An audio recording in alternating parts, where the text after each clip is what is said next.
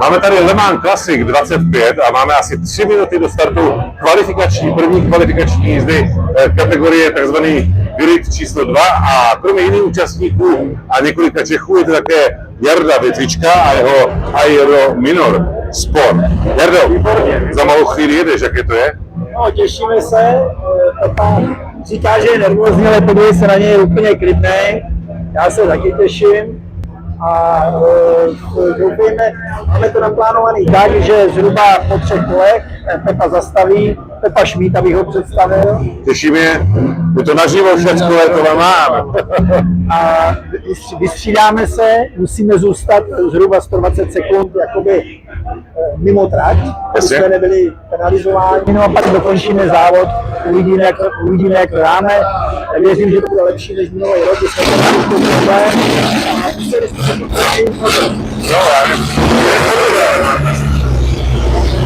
Dneska je tu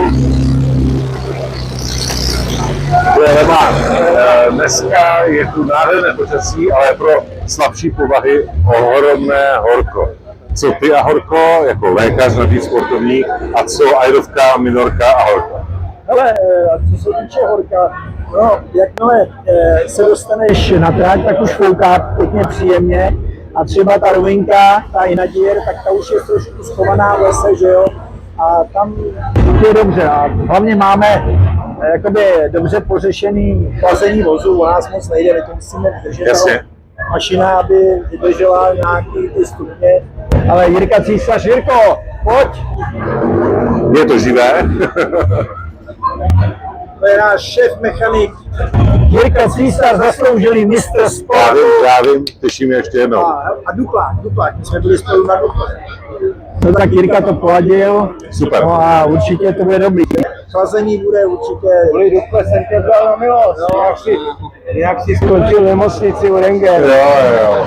Ale Jardo, jaká je maximální rychlost? To lidi vždycky zajímá. To auto má 700 kubíků, dvouválec, tak kolik hlavně na rovince Inadier, nebo od Mulsanne, Indianapolis, kolik tam se vytáhne?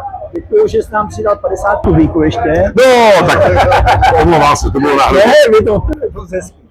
Tohle naše auto je, aspoň bylo minulý rok, nejpomalejší auto na Le Mans. Jasně. Mělo maximálku 125 km za hodinu měřeno někde na nějakém bodu na Inadieru.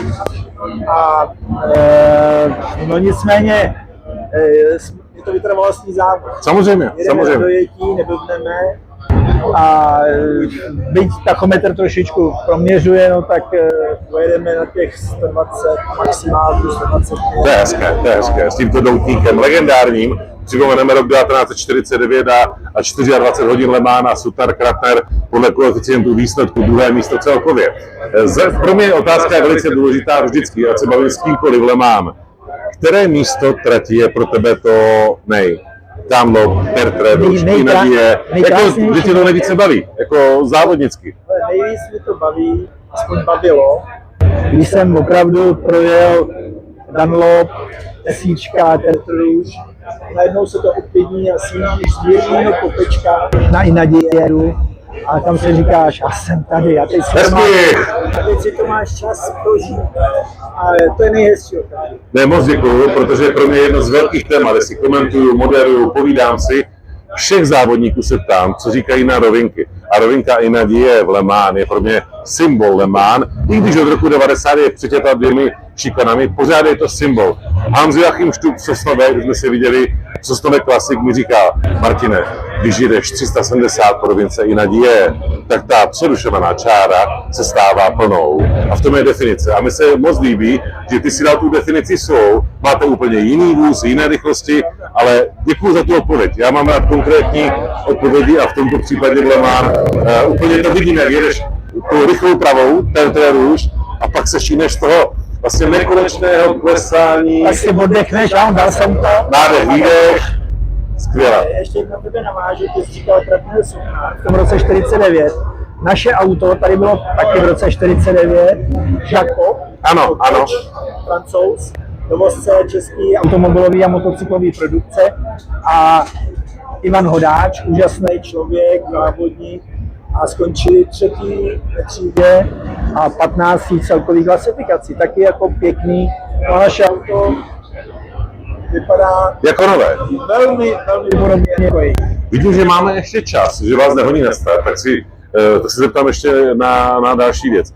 Jakou pozornost tady vnímáte celý váš tým co do jako Le Mans Classic? Jste součástí toho, je to obrovské množství podle těch tzv. Plato, gridů. Jak to vnímáš ty, nebo vy tady všichni v tom, jaká je tu pozornost pro vás? Protože přece jenom je to exotika. S pár lidmi se známe.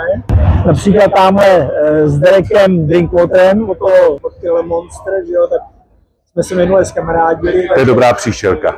Už jsme pokecali a bohužel Derek říká, už jsem nikdy nepojedu, protože je tady těžká administrativa. Říkal, že byl v Americe, musel tam táhnout auto, myslím, že na Daytoně. Říkal úplně bez problémů, že nechtěli po něm v podstatě žádný peníze a všechno bylo jakoby velice snadný. Takže toho Derka už tady asi příště neuvidíme. Jinak je tady samozřejmě Hans Kleisel se svýma 300 SL, že před chvilkou jsme si povídali, jede první s tím proti Pepovi, tak mu Pepo, prosím tě, nic nedaruj. Ano, ale prý strká do ostatních. No hlavně zase, promiň, tak navazuješ zase na mě v tom, že Aerovka Minorka je fakt jako nejslabší auto, co tu máme, ale v tom gridu 2, Plato 2, je obrovské množství silných aut. Jaké to je kdekoliv, jestli to je Inadia, nebo SIčka, nebo Dunlop, nebo poslední kliky Ford, nemůže to být vůbec legrace, protože jenom pro naše diváky je to Le Mans Classic, ale prosím vás, všichni tady jedou na pecky plné, tady nikdo nejede na projížďku. Není to vůbec legrace. Jak to zvládáte? Já měl krásný příběh. Minule se tady před 2 lety honili v našem gridu. Byl to Cooper 38 a byl to D-Type Jaguar. A když jsem se pak díval podle papíru, jaký měli maximálky, oni měli 240. O tom mluvím. Já jsem na Inadieru, najednou modrá vlajka, říkám si, co se děje, tady malinká kulička, aha, mám něco dělat nebo nemám.